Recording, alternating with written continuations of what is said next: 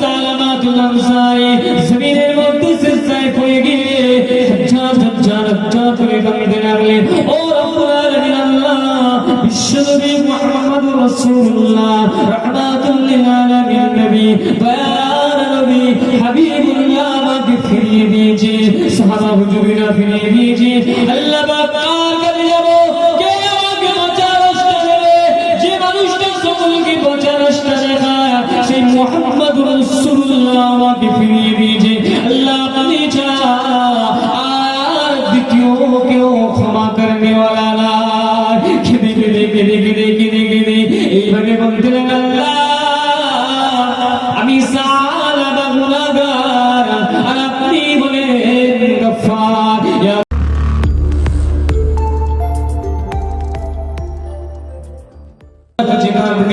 যদি মাহফিলে বসতে লজ্জা লাগে আপনি বাড়ি চলে যান, নামাজের পাটিটা বিছিয়ে দিয়ে কাউকে দেখাতে হবে না, কাউকে জানাতে হবে না, কারোর কাছে বলতে হবে না, কোনো মাজারে যেতে হবে না, কোনো পীরের কাছে যেতে হবে না। মাজারের বাড়িতে মধ্যে দরজা জানালা বন্ধ করে দিয়ে জায়নামাজটা বিছিয়ে দিয়ে ওযুটা করে আল্লাহু আকবার বলে সিজদায় পড়ে যান।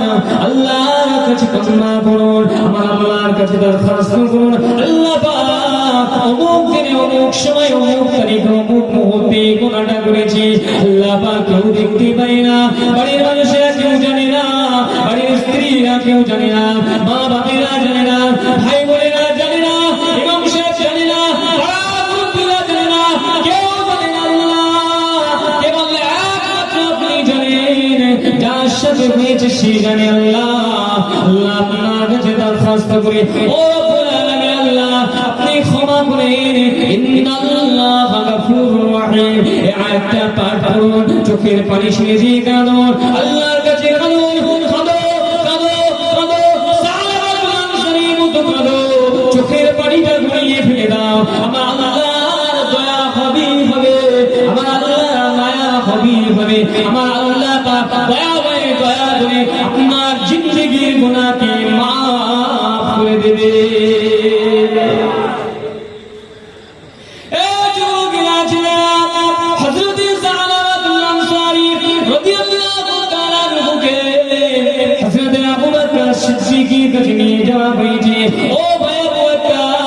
আমার এই গুনাহ হয়ে গিয়েছে ভাই, ভাই আমার কোনোদিন মাফ চাওয়া হবে না, মাফের কোনো রাস্তা আমি পাবো না, আমি কি ক্ষমা পাবো না, আমি কি নাজাত পাবো না। আল্লাহ নবী সাহাবা মুহাম্মদুর সাহাবা প্রিয় সাহাবা হযরতে আবু বকর সিদ্দিক রাদিয়াল্লাহু তাআলা আনহু সালামের উত্তর দিয়ে বলতে লাগলেন, ও সালামাতুল আনসারী, আপনার গুনাহ ক্ষমা হবে কিনা এটা তো আমি বলতে পারবো না, এটা একমাত্র আল্লাহ পাক জানেন। ও সালামাতুল আনসারী, তবে দয়া করে আপনি আমার বাড়ি থেকে বেরিয়ে চলে যান। হযরত আবু বকর সিদ্দিকের মতো মানুষ বার্তাই না। আপনার কি গুনাহ হচ্ছে ভাবেন, সালামাতুল আনসারী গুনাহ আর আমার গুনাহ আপনারা ভাবেন না, কি দিচ্ছে এক ফোঁটা চোখের পানি ফেলেছি। কান্নার সময় আমাদের না, কান্নার টাইম আমাদের না, কান্নার ভাট করার সময় নয়, ওই গোলাটা ভাবার সময় আমাদের না। আমাদের শয়তান এতটাই দুনিয়া লোভী হয়ে গেছে। মাহফিলে বসেছে নাজাতের জন্য, মাহফিলে এসেছে নাজাত পাওয়ার জন্য, ক্ষমা চাই মনে মনে কাঁদুন, আল্লাহ কি জানে, কেউ জানতে পারে না। হযরত সালামাতুল আনসারী রাদিয়াল্লাহু তাআলা আনহুকে ফিরিয়ে দেওয়া হলো। হযরত সালামা বলতে লাগলেন, ও সাঈদ বিন আব্দুর রহমান, আর কোথায় যাব যাব, আমাকে নিয়ে চলো চলো, হযরত ওমর ফারুকের কাছে নিয়ে চলো, নিশ্চয় হযরত ওমর ফারুক আমার পাঁচা রাস্তাটা দেখিয়ে দেবে।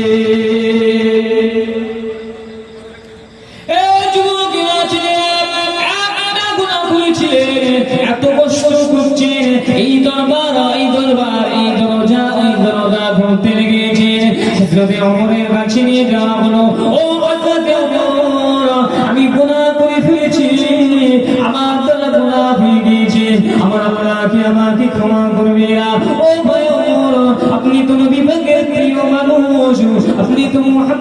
রাসূলুল্লাহ ভালোবাসার মানুষ, আপনি আমাকে কি রাস্তা দেখাবেন না? হযরত ওমর একই কথা বলেন, ভাই আবু বকরের মতো মানুষ যখন ফিরিয়ে দিয়েছে, আমি ওমর এই ক্ষমা একমাত্র আল্লাহ করে, আমি জানি না, আপনি আমার বাড়ি থেকে দিয়ে যান। হযরত ওমর দাঁড়িয়ে দিচ্ছে, যারা কথা বলছে ভাই, এখন জায়গায় অনেক আছে রাস্তায়, যারা দাঁড়িয়ে আছে কমিটি ভাইদেরকে বলবো একটু ঠেলে ঠেলে মাহফিলে পাঠিয়ে দিন না। যদি রাস্তায় দাঁড়িয়ে কথা বলেন মাহফিলের মনোযোগ নষ্ট হচ্ছে, একটু উচ্চ আওয়াজে তকবীর দেন, নারায়ে তাকবীর, একটু সবাই একসাথে পড়ে নারায়ে তাকবীর, বিশ্বনবীর দিবস, বিশ্বনবীর দিবস, কমিটি সাহেবানগণ, শ্রোতাগণ, নারায়ে তাকবীর।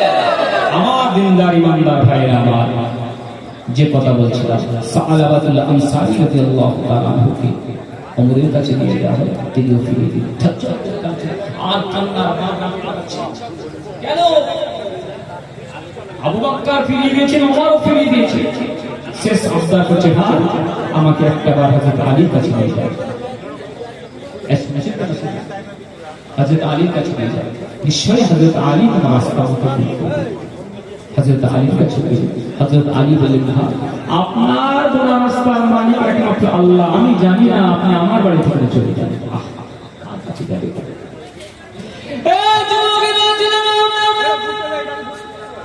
গুনাহ হয়ে গিয়েছে, সিজদায় পড়ে গেছে, পাহাড়ে জঙ্গলে গেছে, মদিনার ওলি গলিতে ছুটে ছুটে ছুটে ছুটে গেছে।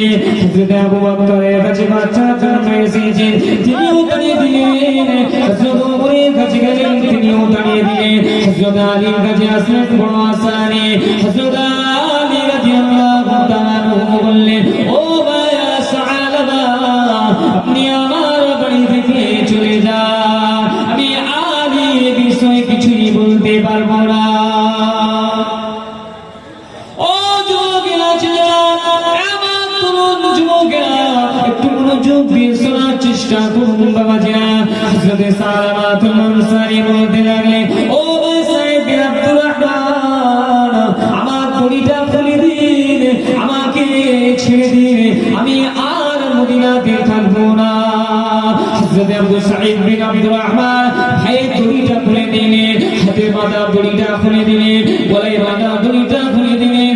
হযরত সালামাতুল আনসারী রাদিয়াল্লাহু তাআলা আনহু ওই মাটি থেকে উঠে দৌড়তে দৌড়তে বলতে লাগলেন, ও রব্বুল আলামিন আল্লাহ, আপনি হলেন গফফার, আমি সাআলাবা গুনাহগার, আপনি হলেন গফফার, আমি সাআলাবা গুনাহগার। কান্দে কান্দে কান্দে কান্দে মদিনার জমিন থেকে বেরিয়ে যায়, সিজদায় পড়ে যায়, পাহাড়ের কোলে কিছুটা জঙ্গল ভিতরে পৌঁছে যায়।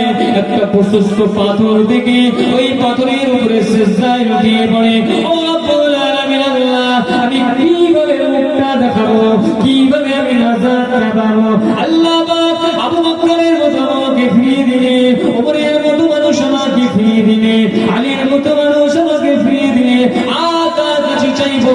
আর কে আমাকে বাঁচার রাস্তা দেবে? আমাকে এমন করে ফিরিয়ে দেওয়া হলো। হযরত সালামাতুল আনসারী রাদিয়াল্লাহু তাআলা আনহু শেষবার ট্রাই করেছিলেন বিশ্বনবী, আখির নবী, আমাদের নবী মুহাম্মদুর রাসূলুল্লাহর কাছে চলে গিয়েছিলেন। ইয়া রাসূলুল্লাহ গে, ইয়া হাবিবাল্লাহ, ওমর আমাকে ফিরিয়ে দিয়েছে, আবু বকর আমাকে ফিরিয়ে দিয়েছে, আলীও আমাকে ফিরিয়ে দিয়েছে।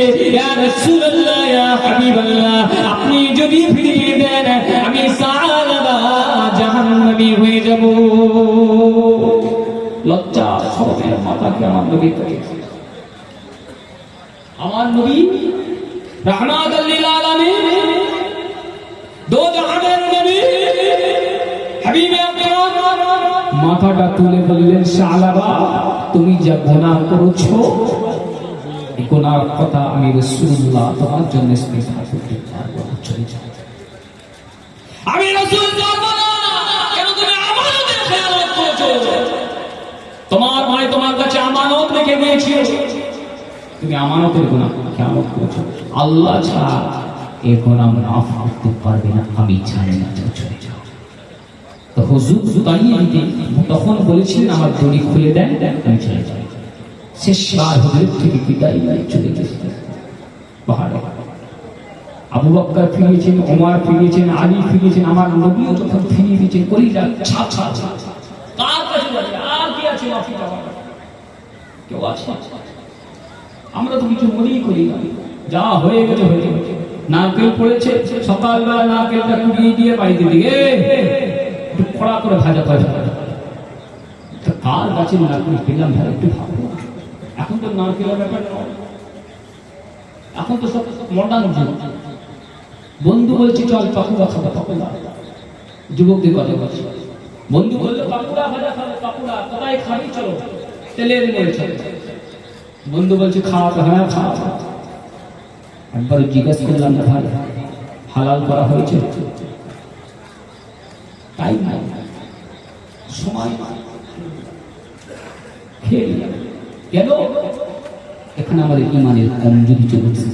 যদি আপনার ইমানের কমজোরি না থাকতো তাহলে আপনি অবশ্যই খোঁজ নিতেন এটা হালাল না হারাম, জমা করা হয়েছে না হয়নি। প্র্যাকটিক্যাল বোঝানোর জন্য যুবকদের কথা বলছি। বিরিয়ানি মাখো মাখো বিরিয়ানি খেয়ে দিলাম, খোঁজ দিলাম, সুদের টাকা, পনের টাকা, আর ওই মানে কি বলে যে পনের বিবাহ, এই বিবাহ, ওই বিবাহ, তো কোনো ব্যাপারই না। আমি মাওলানা সাহেব বিবাহ করে দিলাম 2000 টাকার লোকে, আমরা খেয়ে দিলাম। আমার উস্তাদ হুজুর সৈয়দ আমজদ হোসেন বুখারী রহমাতুল্লাহ আলাইহি, হোসেন বুখারী হুজুর কিবলাকে চিনেন মানে হুজুর বলতেন বাবা শুকনো লঙ্কা পুড়িয়ে থাকবে, শুকনো লঙ্কা পুড়িয়ে ছানা করে ভাত খাবে হোস্টেলে, তো হারামের বিয়ে বাড়িতে গিয়ে তখন থেকে শিক্ষা হয়ে আছে। কি আপনার কি বয়স? মনের বাড়িতে খাওয়া যাবে না এটা জানি, কিন্তু খেয়ে কিছু মনে করি না, কিছু মনে করি না। না গেলে খারাপ হবে, না গেলে ও এসেছিল অনেক পেঁয়াজ নিয়ে, আর অথবা এখন তো ফ্রি গিফট দিতে হবে, খেয়ে নিলাম। আমার তরুণ যুবকেরা, ছেলেরা, দুনিয়ার মোহটা আপনাকে আমাকে এতটাই ঘিরে ফেলেছে। আজকে আমরা হারামের জন্য নিজেদের জীবনটাকে কুরবান করে দিতে লাগলাম, হারাম সম্পদের জন্য, হারাম সম্পর্কের জন্য, হারাম খাবার জন্য, হারাম এমন করে অর্থের জন্য নিজেকে আমরা বিলীন করে দিতে লাগলাম, কিন্তু আমরা আল্লাহর ভয়টা অন্তরে রাখলাম না। হযরত সালামাতুল আনসারী রাদিয়াল্লাহু তাআলা আল্লাহর ভয়টা তো করেছিলেন, আমার আল্লাহর ভয়টা তো করেছিল। যখনই ওই মহিলা বলেছিল ও সালামা আমার আল্লাহর সামনে তুমি কিভাবে মুখটা দেখাবে, তখন থেকে নিয়ে এতদিন পর্যন্ত এখনো চোখের পানি বন্ধ হয় না। খেদে যারে যা, খেদে যারে যা আল্লাহ দরবারে জানাতে থাকলাম আমি সালামা গুনাহগার, আর আপনি হলেন গফফার। কেঁদে কেঁদে কেঁদে কেঁদে কেঁদে কেঁদে সিজদায় পড়ে গিয়ে আমার একটা দোয়া চাইতে লাগলেন। ইমাম বুখারী ইবারতের মধ্যে লিখতে লাগলেন, আমি বাংলায় ইবারতটা উচ্চারণ হিসেবে বলতে লাগলাম, এ যুবকেরা আল্লাহ নবী সাহাবা হযরত সালামাতুল আনসারী জমিনের মধ্যে সিজদায় পড়ে গিয়ে ঝরঝর করে কাঁদতে লাগলেন, ও রব্বুল আলামিন আল্লাহ বিশ্বনবী মুহাম্মদুর রাসূলুল্লাহ রাহমাতুল লিল আলামিন নবী দয়ার নবী হাবিবুল্লাহ আমাকে ফিরিয়ে দিয়েছে, সাহাবা হুজুরেরা ফিরিয়ে দিয়েছে। আল্লাহ পাক কার কাছে যাব, কে আমাকে বাঁচার রাস্তা দেবে? যে মানুষটা সকলকে বাঁচার রাস্তা দেখায় সেই মুহাম্মদুর রাসূলুল্লাহ আমাকে ফিরিয়ে দিয়েছে। আল্লাহ আপনি ছাড়া আর দ্বিতীয় কেউ ক্ষমা করনে ওয়ালা না। কেঁদে কেঁদে কেঁদে কেঁদে কেঁদে কেঁদে এইভাবে বলতে লাগলাম, আমি সালামা গুনাহগার, আর আপনি বলেন গফফার। ইয়া গফুরু ইয়া গফুরু ইয়া গফফারু ইয়া গফফারু ইয়া গফফারু ইয়া গফফারু বলে কান্না শুরু করলেন। আল্লাহ নবীর কাছে জিবরিল আমিন চলে আসেন, ইয়া রাসূলুল্লাহ ইয়া হাবিবাল্লাহ হুজুর ইয়া রাসূল ওহী নিয়ে পাঠিয়ে দিয়েছে আপনার প্রিয় সাহাবা সালামাতুল আনসারী কে আমার আল্লাহ পাক ক্ষমা করে দিয়ে দিয়েছে। জোরে বলেন সুবহানাল্লাহ। কিসের জন্য এত কষ্ট হবে? আমার নবী চাইলে সঙ্গে সঙ্গে আল্লাহ তো মাফি চাইতে পারতেন। আমাদের জন্য ইমাম বুখারীর ব্যাখ্যা তিনি বলছেন আমাদের জন্য, আমাদের শিক্ষার জন্য, আমাদের জানার জন্য, আমাদের শিক্ষার জন্য আল্লাহ নবী ফিরিয়ে দিয়েছেন, কষ্ট দিয়েছেন। যাও তোমার ভাইয়ের আমানত খেয়াল করে নষ্ট করেছে। আজ আমানত আছে আমাদের, লা ঈমানা লিমান লা আমানাতা লাহু। আজ আমানত আছে কিচ্ছু না। জলসার টাকা, মাদ্রাসার টাকা, মসজিদের টাকা, মায়ের টাকা, বাপের টাকা, ভাইয়ের টাকা, পরের জায়গা, নিজের জায়গা,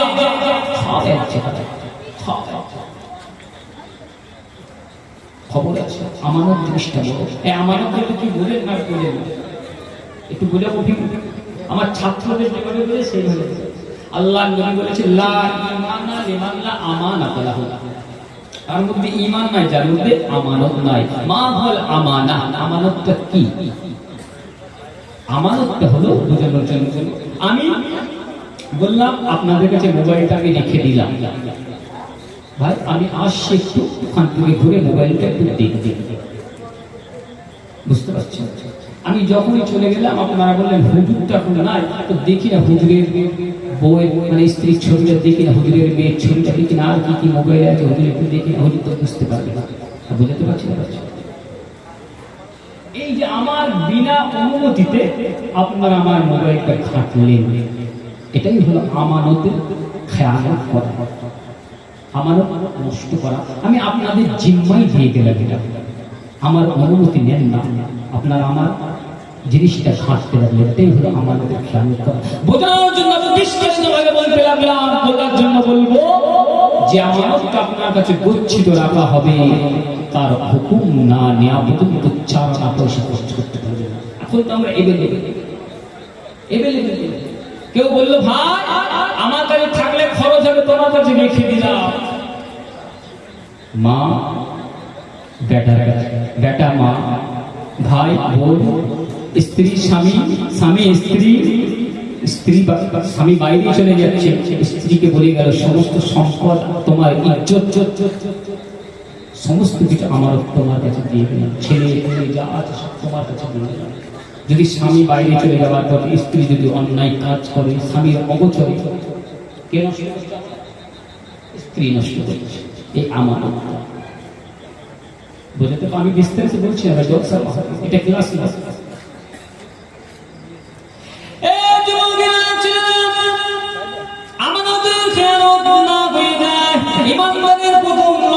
এটাই থাকবে আপনার ভাইয়ের আমানত, আপনার বোনের আমানত, আপনার স্ত্রীর আমানত, আপনার ভাইয়ের আমানত, আপনার পিতার আমানত, মসজিদের আমানত, মাদ্রাসার আমানত, জলসার আমানত, এমন করে যা টাকা পয়সা খাওয়া-দাওয়া খায়াত যা কিছু উঠেছে সেটা তো সেজন্যই গচ্ছিত রেখে দেওয়া হবে।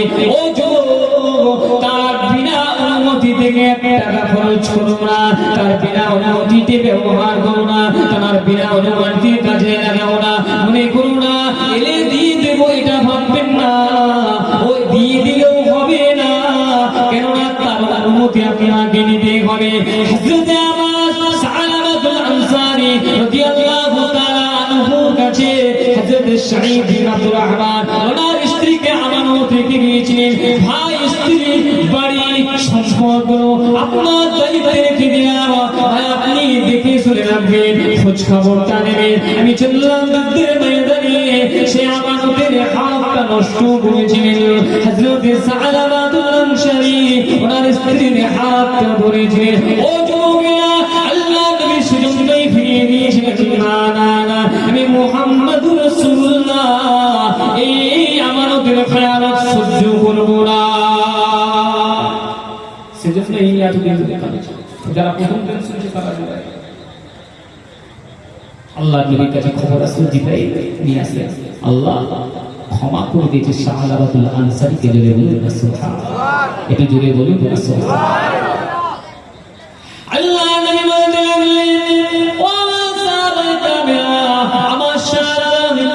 পেয়েছে গো, আমার সালামা কোথায় আছে খুঁজে নিয়ে এসো। আমার মুহাম্মদের সালামা, আমার ভালোবাসার সালামা অনেক কান্না কেঁদেছে, অনেক কষ্ট করেছে, অনেক রক্ত ঝরিয়েছে। আমার সালামাকে আমার কাছে নিয়ে এসো।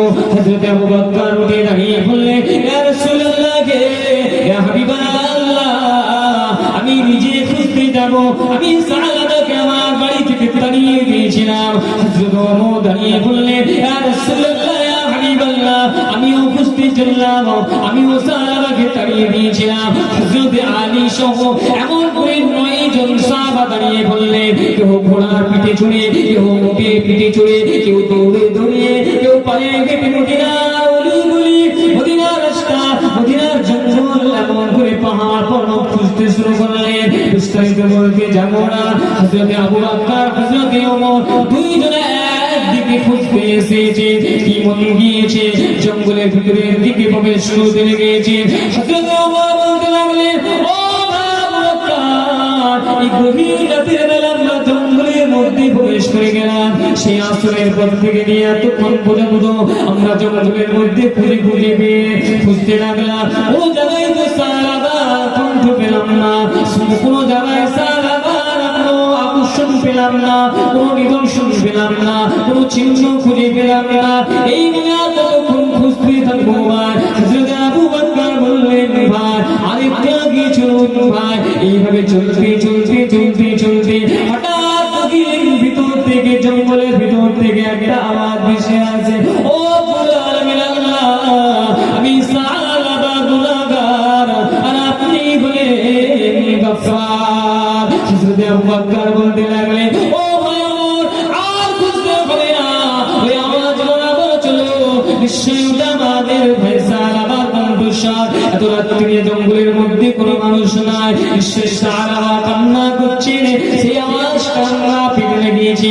যেতে যেতে যেতে যেতে হযরত সালাবাতুল আনসারী রাদিয়াল্লাহু তাআলা আনহু দরবারে গিয়ে যে জায়গাতে সিজদায় পড়ে আছে, ওই জায়গাতে পৌঁছে গেলে হযরত ওমর ফারুক বলতে লাগলেন, যখনই ওই জায়গাতে পৌঁছে গেলাম, অন্ধকারের মধ্যে পাথরের মাটিটা চাঁদের আলোতে যেন চকচক করতে লেগেছে। চোখের পানি গুড়িয়ে গুড়িয়ে পাথরের মাটিটা চকচক হয়ে গেছে। কি কান্না কাঁদছে। আর আমরা আপনার, আমার বাড়ি, আমার পরিবার, নিজে মনে করি না। গোনা, কবিরা গোনা, সাগীরা গোনা তো কোনো ব্যাপার না, হয়েছে অহরহ।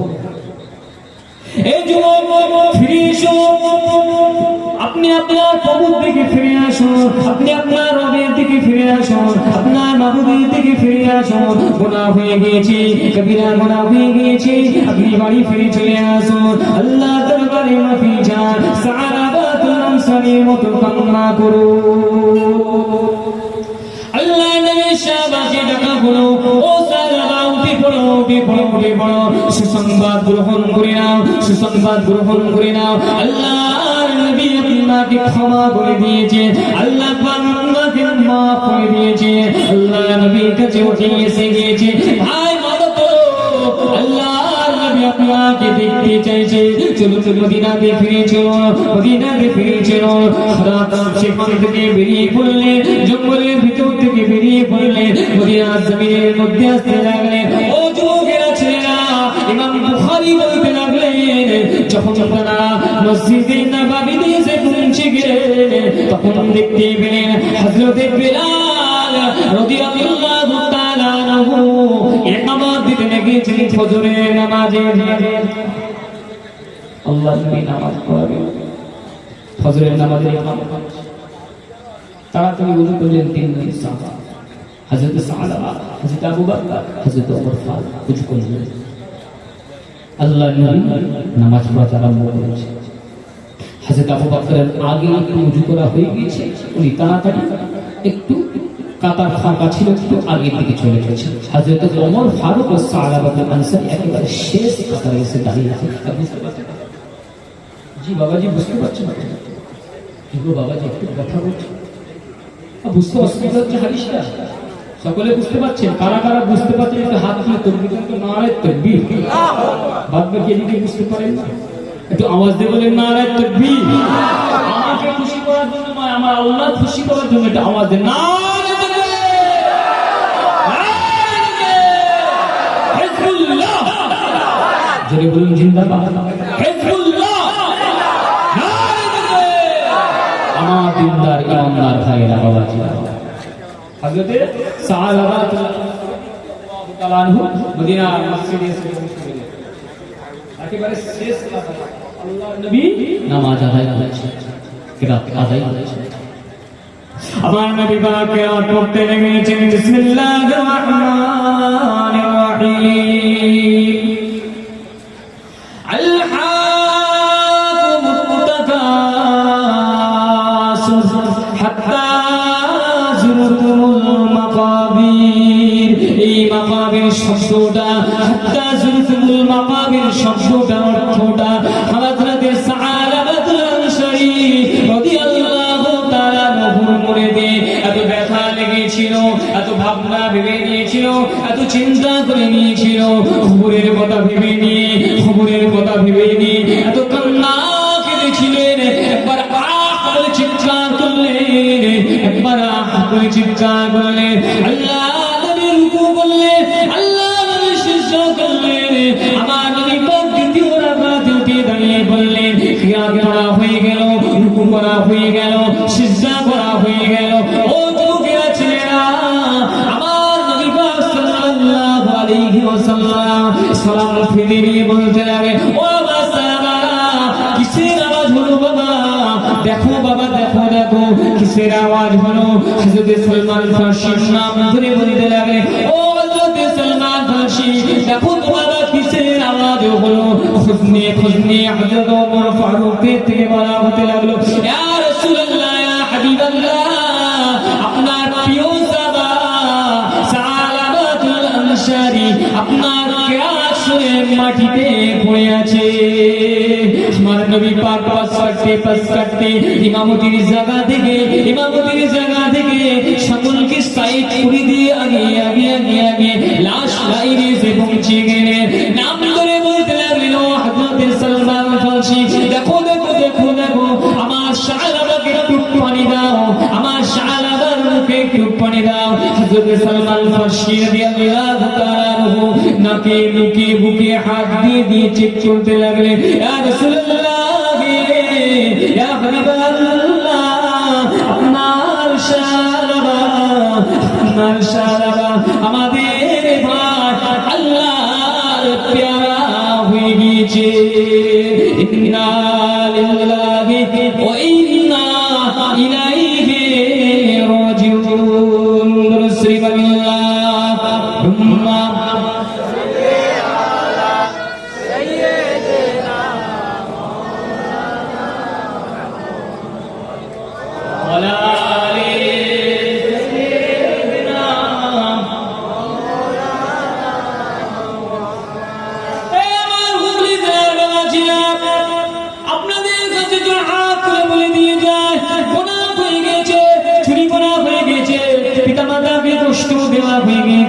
এমন করে পশু পাখিকে কষ্ট দেওয়া হয়ে গেছে, পিতা মাতার হকটা নষ্ট করা হয়ে গেছে, সন্তানের হকটা নষ্ট করা হয়ে গেছে, বোনের হক নষ্ট করা হয়ে গেছে, ভাইয়ের হকটা নষ্ট করা হয়ে গেছে, আল্লাহর হক নষ্ট করা হয়ে গেছে।